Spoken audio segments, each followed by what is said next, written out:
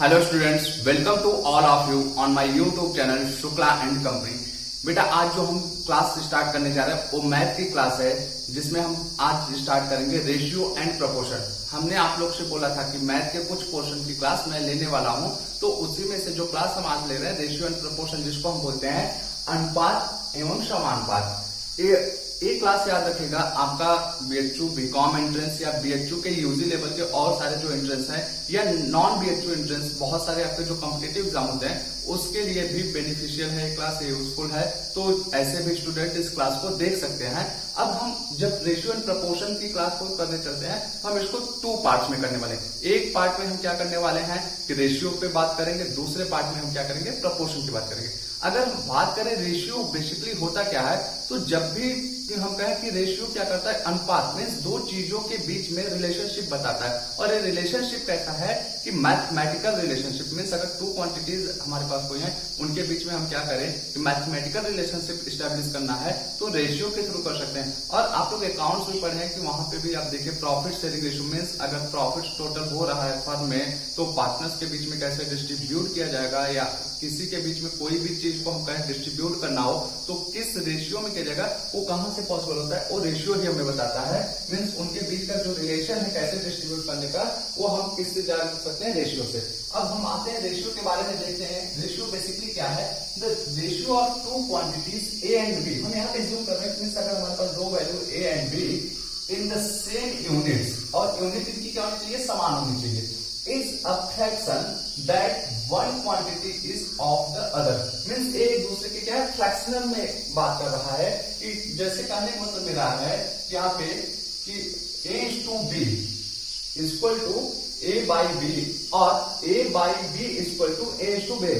ये दोनों का मतलब एक ही है। मीन्स अगर हम यहाँ पे ए जो आपका डॉट का सिंबल है, ए हमारा क्या है, रेशियो को डिनोट करता है, इस टू इसको हम बोलते हैं। Means A is to B equal to A by B और A by B equal to A is to B. दोनों का मतलब एक ही है, कुछ भी कर सकते हैं।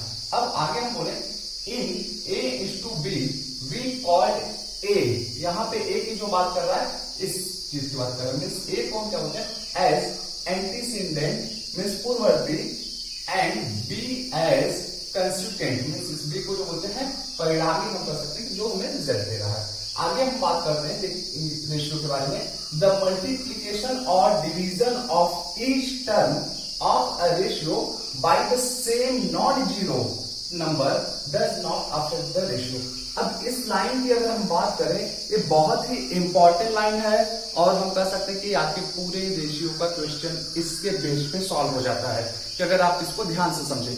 ये बोल क्या रहा है कि अगर कोई हमारा रेशियो का क्वेश्चन है, मीन्स अगर हम किसी भी रेशियो में कि उसमें क्या करें, मल्टीप्लाई करें या डिवीजन करें, मीन्स डिवाइड करें, किस दो और कैसे करें कि दोनों टर्म में अप्स एंड डाउन्स। मीन्स अगर ये हमारा ए बाई बी है तो हम इसमें क्या करें कि मल्टीप्लाई एंड डिवीजन करें। कैसे करें कि बाई सेम मीन्स जिस नंबर से कर रहे हैं उसी नंबर से हम मल्टीप्लाई करेंगे, उसी से डिवाइड करेंगे। और ध्यान रहे वो नंबर नॉन जीरो होना चाहिए, मीन्स जीरो नहीं होना चाहिए, क्योंकि आपको पता होना चाहिए बेटा कि जीरो से मल्टीप्लाई किसी चीज में करोगे तो क्या हो जाता है, जीरो हो जाएगा। इसलिए non zero does not affect the ratio.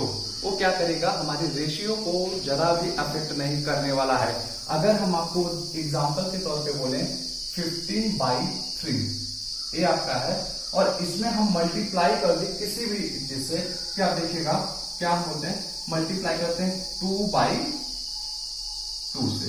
कि मीन्स यहाँ पे बोला क्या कि आप मल्टीप्लाई करिए एंड डिवीजन मीन्स डिवाइड भी करिए। केवल अगर आप मल्टीप्लाई करके छोड़ेंगे तो गलत हो जाएगा। तो अगर आप इसमें क्या कर रहे हैं, मल्टीप्लाई कर रहे हैं और डिवाइड कर रहे हैं सेम टर्म से, तो आपके रेशियो पे कोई भी अफेक्ट नहीं आने वाला है। अगर हम इसको सॉल्व आगे बोले तो इसको हम कर सकते हैं 15 into 2 equal to 30, 3 into 2 equal to क्या होगा 6।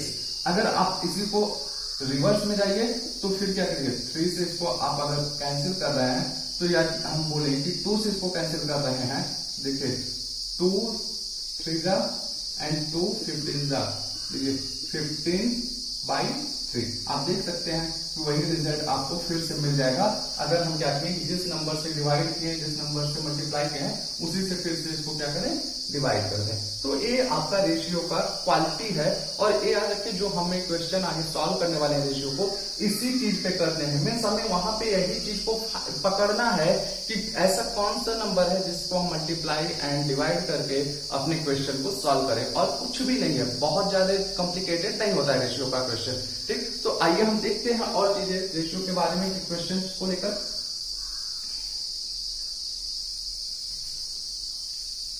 अगर हम आपसे बोले कि हमारे पास एक क्वेश्चन है A/B equal to 2:3 and B/C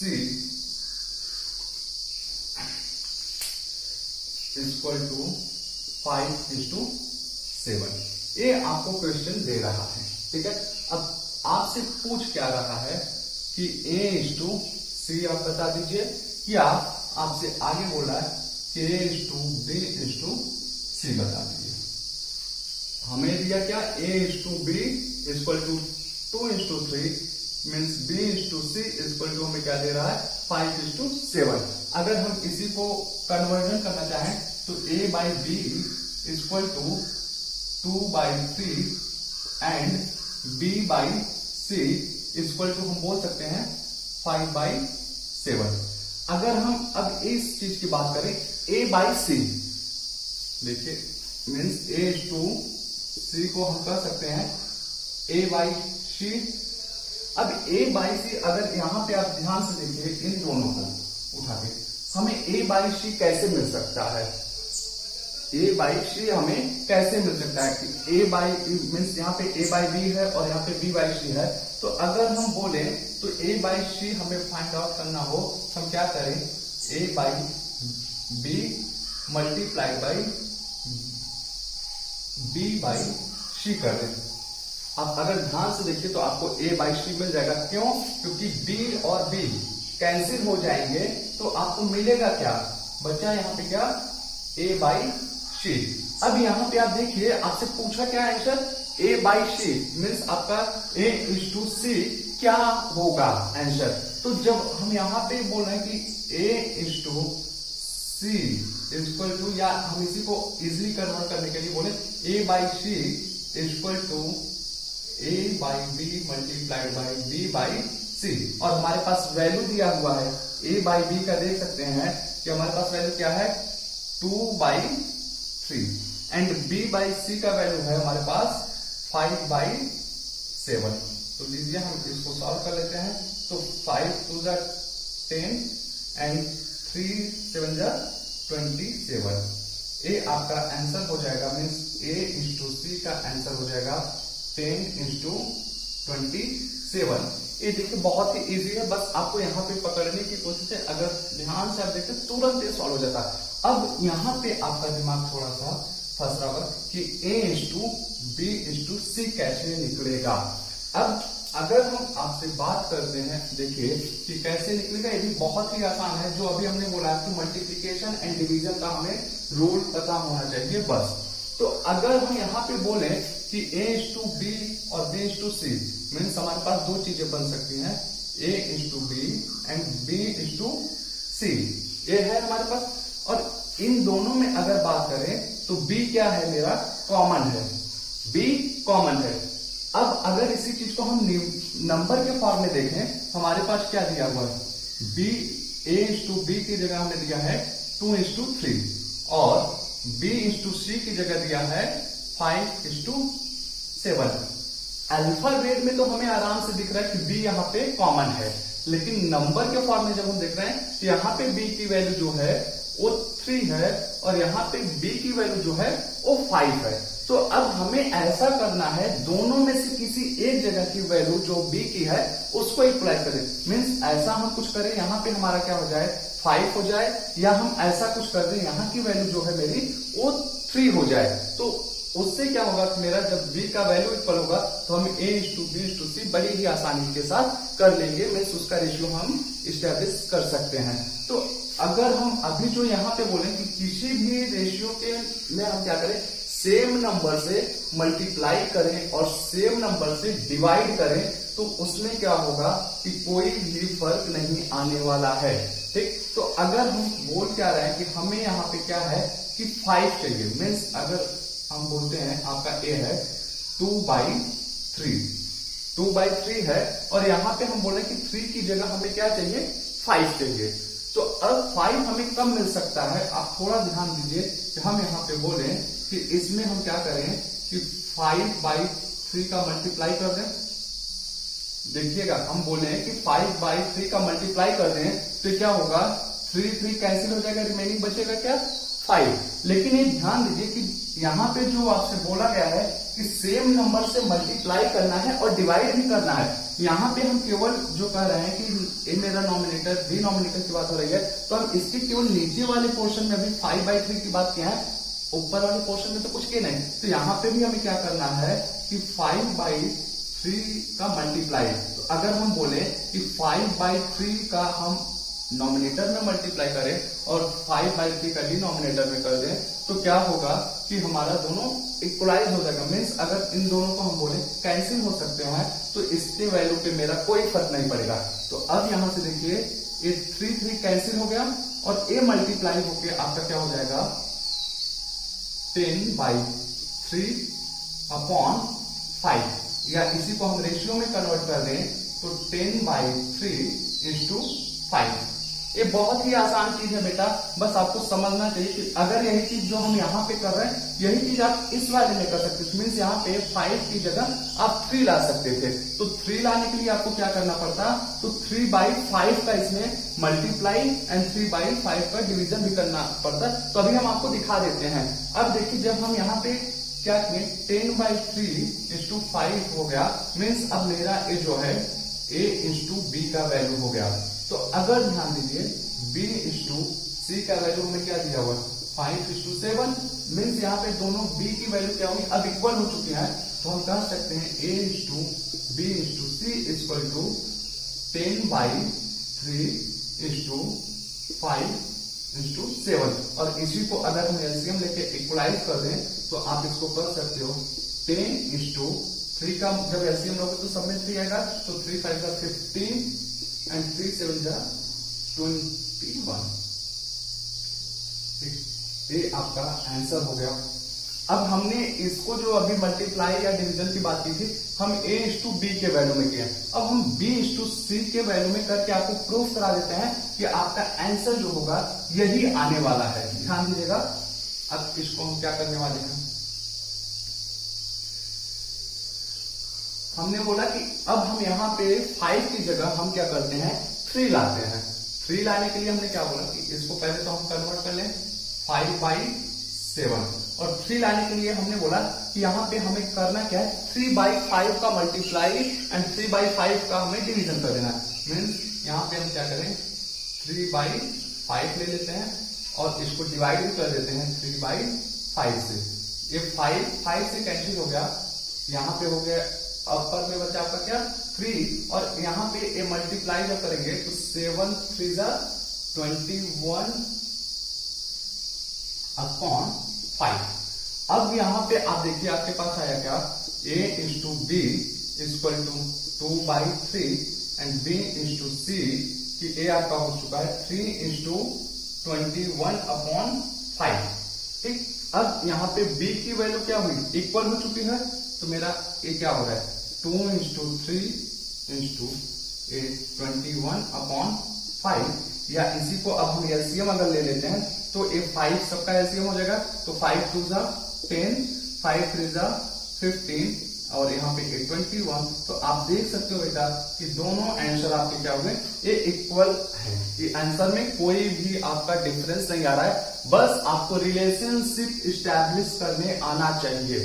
ठीक, ये हुआ आपका कि अगर हम बोले कि यहाँ पे 3 क्वांटिटीज मीन्स a/b/c की बात कर रहा है, लेकिन अगर हम आपसे बोले कि आपको a/b/c/d इस तरीके से आ जाए और लंबा चले तो हम उस पर बात कर लेते हैं। ऐसे भी क्वेश्चन आपको दिखा देते हैं कि कैसे सॉल्व होगा।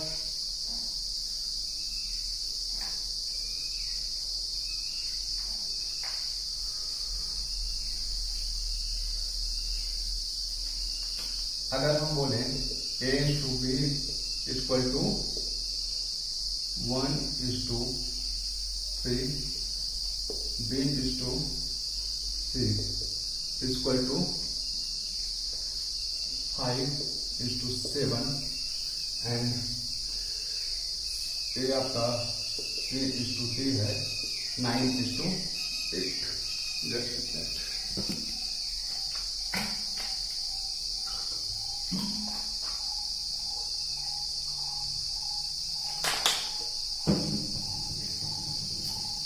ये आपका गिवन क्वेश्चन है और आपसे पूछ क्या रहा है, a is to b is to c is to d। ये आपसे क्वेश्चन में पूछा गया। अब अभी जब हम कर रहे थे हमारे पास जब a is to b is to c था तो उसमें हमारा क्या हो रहा था, कॉमन क्या बन रहा था, b बन रहा था। अगर यहाँ पे हम ध्यान दें तो हमें क्या चीजें मिल रही है कॉमन में, एक ध्यान से दीजिए, a is to b, b is to c में क्या मिला कॉमन, b मिला, और c is to d या b is to c में हम बोले हमारा कॉमन क्या हो रहा है, c हो रहा है। मीन्स अगर आप इधर ध्यान से दीजिए, a is to b equal to 1 is to 3, हम इसको नीचे लिखते हैं 1 is to 3, और b is to c में आपका क्या वैल्यू मिल रहा है 5 is to 7, ठीक, and c is to d में आपको क्या मिल रहा है 9/8। अब हमने क्या बोला कि इन दोनों में क्या है कि b कॉमन है, इन दोनों में c कॉमन है, लेकिन अगर हम न्यूमेरिकल फॉर्म में देखें तो b की वैल्यू यहाँ अलग है और यहाँ पे c की वैल्यू देखें अलग है। तो अगर इसको हमें इक्वलाइज कर देते हैं इन वैल्यूज को, मीन्स b की वैल्यूज को यहाँ पे इक्वल कर दें c की वैल्यू को यहाँ पे, हम बड़ी ही आसानी के साथ a is to b is to c is to d find out कर सकते हैं। तो सेम वही कॉन्सेप्ट हम यहाँ पे अपनाते हैं। हम करते क्या है कि यहाँ पे b की वैल्यू को पहले इक्वलाइज करें, मीन्स अगर यहाँ पे हम क्या करें 5 ला दें या यहाँ पे 3 ला दें, तो हम इसमें क्या करते हैं कि कोशिश करते हैं कि 5 लाते हैं। तो लीजिए हम यहाँ पे क्या करने वाले हैं, 1 is to 3 को कर देते हैं 1/3, और इसको अगर हमें यहाँ पे 5 चाहिए तो करना क्या होगा, ध्यान दीजिएगा कि हमें यहाँ पे क्या चाहिए 5 चाहिए, तो 3/5 का हम क्या करें, सॉरी 5/3 का मल्टीप्लाई एंड 5/3 का डिवीजन कर दें। देखिएगा 5/3 एंड 5/3 मीन्स 3 और 3 कैंसिल हो जाएगा। तो अब आपका यहाँ पे आ क्या रहा है, 1 जब मल्टीप्लाई करेंगे इसमें तो 5/3 और ये आपका हो गया डिवाइडेड बाई 5, मीन्स आप इसी को कर सकते हैं कि 5/3 इंटू 5, ये आपका हुआ। अब दूसरी चीज हमें करना क्या है कि इसकी वैल्यूज को हमें ऐसे भी करें कि यहाँ पे हमें क्या मिल जाए 9 मिल जाए। मीन्स अगर ध्यान दीजिए कि हम यहाँ पे क्या करें 9 ला दें या यहाँ पे 7 ला दें, तो हमारे लिए इजी ज्यादा है, हम यहाँ पे क्या करें 7 के ट्राई करते हैं, क्योंकि अगर यहाँ पे हम 9 लाने की कोशिश करेंगे तो जो इक्वलाइज किए हैं वैल्यूज को 5 का, तो वो फिर से चेंज हो जाएगा। हम इस 5 को एज इट इज 5 रखना चाहते हैं और यहाँ पे 7 रखना चाहते हैं, तो हम अब यहाँ पे चेंजेस करने की कोशिश करते हैं। आप किसी 2 में ही चेंज कर सकते हैं, याद रखिएगा जब आपका इस तरीके का वैल्यू मिलता है तब किसी 2 में चेंज करिए। अगर आप तीनों में चेंज करने लगेंगे तो प्रॉब्लम हो जाएगा, एक को आपको कांस्टेंट रखना है। हम इस वाले को कांस्टेंट रख दिए हैं। अब यहाँ पे चेंज करने के लिए हमें क्या करना है, हमने बोला कि यहाँ पे हमें क्या चाहिए 7 चाहिए, तो अगर 7 चाहिए तो हम क्या कर दें यहाँ पे कि कैसे हमें मिलेगा 7/9 का मल्टीप्लाई और 7/9 का डिवीजन कर दें। मीन्स अगर हम इसको करते हैं कि 9/8 है और यहाँ पे हमें चाहिए 7, तो हम कह रहे हैं कि 7/9 का हम मल्टीप्लाई कर दें एंड 7/9 का हम क्या करें डिवीजन कर दें। तो अगर ये 9 और 9 कैंसिल हो गया तो हमारा यहाँ बचा क्या 7 बचा, और यहाँ पे ध्यान दीजिए कि 8 और 7 का मल्टीप्लाई कर दीजिए 56 डिवाइडेड बाई 9, या इसी को आप कर सकते हैं कि 7 into 56/9। ठीक, अब देखिए हमारा ए क्या बन चुका है कि ध्यान दीजिए कि b to c हमारे पास क्या मिला 5/7, मीन्स यहां से a to b जो हमारा वैल्यू था b का इक्वल हो चुका है, एंड बी इज टू सी की और या सी इज टू डी का वैल्यू इक्वल हो चुका है। अब इसको अगर हम इस तरीके से लिखना चाहें तो देखिएगा A is to B is to C is to D equal to A की वैल्यू मेरी क्या है कि 5/3 इज टू बी की वैल्यू क्या है 5 एंड सी की वैल्यू मेरी क्या है 7 एंड डी की वैल्यू क्या है 56/9। और अगर अब हमें इसको इक्वलाइज कर देना है तो हम क्या करें, इसका एलसीएम ले लेते हैं। तो एलसीएम में आप कह सकते हैं कि सभी का जो भी एलसीएम आने वाला है वो आपका 9 होगा। ठीक, देखिएगा ये हमारा 9 एलसीएम। तो 3 3 जा 9 मीन्स हमारा 3 आएगा 10, तो 5 3 जा 15। अब यहाँ पे मेरा कह सकते हैं तरह से 1 है, यहाँ पे भी मेरा जो है 1 है, तो 1 9 जा 9। तो अब यहाँ पे आपका 9 है, तो 9 5 जा मीन्स आप 9 का मल्टीप्लाई कर दीजिए 5 में, तो हम कह सकते हैं 45। और फिर यहाँ पे हमारा जो है 1 है, तो ये भी क्या होगा कि जब मल्टीप्लाई 9 टाइम्स में आएगा, तो अब हम क्या करें इसमें मल्टीप्लाई कर दे 7 का, मीन्स 7 मल्टीप्लाइड बाई 9 63 एंड 56। आप इसको कर सकते हैं कि 15 इंटू 45 इंटू 63 इंटू 56, ये आपका हुआ आंसर बेटा।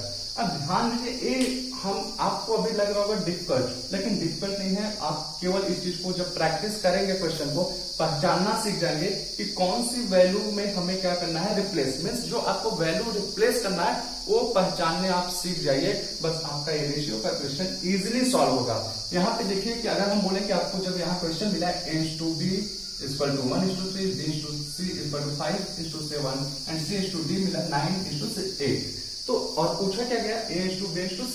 ए अगर अभी आप रेशियो नहीं पढ़े हो, अगर हम आपको ऐसे क्वेश्चन दे दें आपको एकदम क्या होगा, डर से जाओगे, मतलब अरे ये कैसे पॉसिबल है, लेकिन पॉसिबल है। देखिए हमने क्या बोला कि इसमें कॉमन आप ढूंढना शुरू करो, कॉमन ढूंढना। और आप ये भी याद रखिएगा आपके एग्जाम में जो मैक्सिमम आएगा यहीं तक आता है। मीन्स ऐसा नहीं कि आप इसमें इंस्टू सी लगा दे, इतना आगे वो नहीं बढ़ता एग्जाम कि बस ज्यादा से ज्यादा आपका क्या करेगा a is to b is to c is to d पूछेगा, या a is to b is to c जो आपके इसके पहले क्वेश्चन कराए थे। इस तरीके से क्वेश्चन आता है।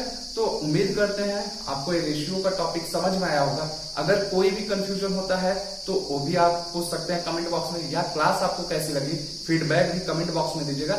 इससे रिलेटेड जो भी आपको क्वेश्चन है मैं ग्रुप में प्रोवाइड कराऊंगा, आप सॉल्व कीजिएगा, इजिली सॉल्व होने वाला है। अगली क्लास में जब हम मिलेंगे तो वहां पे प्रपोर्शन का क्वेश्चन करने वाले हैं। ओके, मिलते हैं अगली क्लास में, तब तक के लिए गुड लक, थैंक यू।